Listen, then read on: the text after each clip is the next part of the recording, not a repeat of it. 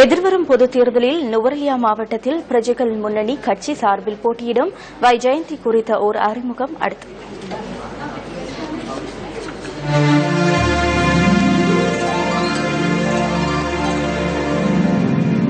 பிரஜைகள் முன்னணியின் பாராளுமன்ற வேட்பாளர் செல்வி வை ஜெயந்தி மலையகத்தின் மாகாஸ் தோட்டையை சொந்த இடமாக கொண்டவர்.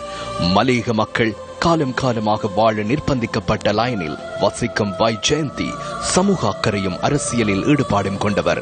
ஒரு இளைய சகோதரர் மற்றும் ஒரு இளைய சகோதரியை கொண்ட குடும்பத்தில் வை ஜெயந்தி மூத்த பிள்ளையாவார்.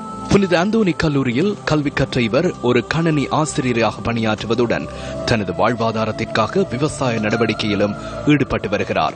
லயனில் பிறந்து வளர்ந்து வரும் வை ஜெயந்தி அந்த மக்களின் வாழிட போராட்டத்தை, பொருளாதார நிலையை அந்த மக்களில் ஒருத்தியாக நன்கறிந்தவர்.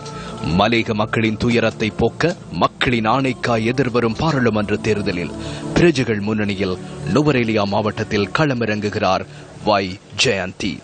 தமது பிரச்சனைகளை பாராளுமன்றத்தில் பேசுவார்கள், அதன் மூலம் விடிவு பிறக்கும் என நம்பியிருந்து ஏமாற்றங்களை சந்தித்த நிலையில் லயனில் வாழும் மக்களின் பிரச்சனைகளை பாராளுமன்றத்தில் பேசவும் அதன் மூலம் விடியலை ஏற்படுத்த முடியும் என்ற நம்பிக்கையோடும் அரசியல் அரங்கில் காலடி எடுத்து வைக்கிறார் ஜெயந்தி. நுவரெலியா மாவட்டத்தின் விடியலுக்காக, வாழ்வின் மேம்பாட்டிற்காக மக்கள் கை கொடுப்பார்கள் என்ற நம்பிக்கையில், எதிர்பார்ப்பில் தேர்தல் களத்தில் களமிறங்கியுள்ள வை ஜெயந்தியின் நம்பிக்கையும் துணிச்சலும் பாராட்டத்தக்கது. இன்ன வரைக்கும் இருட்டில் தான் இருக்கோம். நாங்க பாராளுமன்றத்துக்கு எங்களை வெளிச்சத்துக்கு கொண்டு வருவாங்கன்னு சொல்லிட்டு தான் சில பேரை நாங்க ஓட்டு போட்டு பாராளுமன்றத்துக்கு அனுப்பணும். ஆனா அவங்க வெளிச்சத்துக்கு வந்துட்டாங்க, எங்களை இன்ன வரைக்கும் வெளிச்சத்துக்கு கொண்டு வரல. அதே மாதிரி இப்ப நாங்களே முன்னுக்கு வந்திருக்கோம். இந்த இருட்டு உலகத்துல இருந்து நாங்க வெளிச்சத்துக்கு வரணும். நாங்க வெளிச்சத்துக்கு வரணும், நம்ம தோட்ட தொழிலாளர் மக்கள் வெளிச்சத்துக்கு வரணும்னு சொன்னா அதுக்கு உங்களோட ஒத்துழைப்பு எங்களுக்கு தேவை.